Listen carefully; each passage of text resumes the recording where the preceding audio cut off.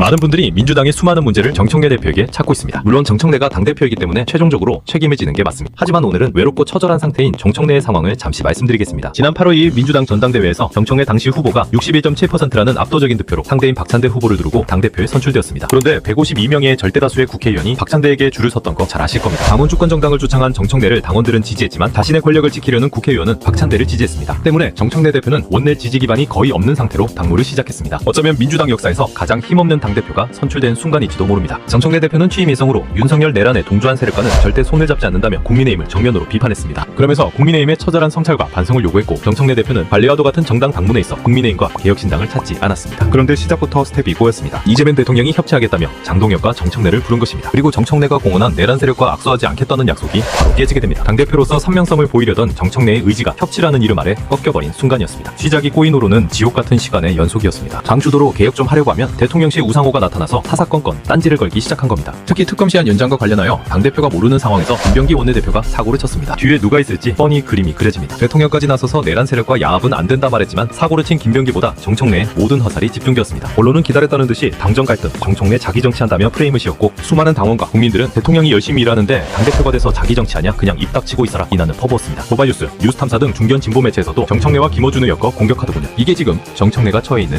현실입니다. 결정적인 건 역시 당원 주권 문제입니다. 정청래 대표는 약속했습니다. 당원이든 대의원이든 똑같은 1표다. 지방선거 공천은 무조건 경선이다 말하며 1인 1표제를 밀어붙였습니다. 그랬더니 이현주 최고위원부터 수많은 의원들이 공개적으로 정청래를 비난했습니다. 저들은 말합니다. 자기들도 1인 2표제는 찬성하지만 왜 시점이 지금이어야 하냐. 대통령이라는데 왜 이렇게 분란을 만드냐며 정청래를 공격했습니다. 저들의 주장은 말이 안 됩니다. 내년 지방선거 경선 룰을 정하려면 1인 1표제가 정해져야 합니다. 그러면 시기적으로 12월에는 결정이 되었어야 합니다. 그런데 우리 당원들 역시 기득권의 논리에 속아 넘어가더군요. 제국 표결이 한 차례 미뤄지고 1인 2표제 개정안은 중앙위 정족수 미달로 부결되었습니다. 이뿐만이 아닙니다. 지방선거 경선도 대의원 50% 반영을 유지하기로 했습니다. 결국 지역 대의원만 꽉 잡으면 현역이 무조건 이기는 판.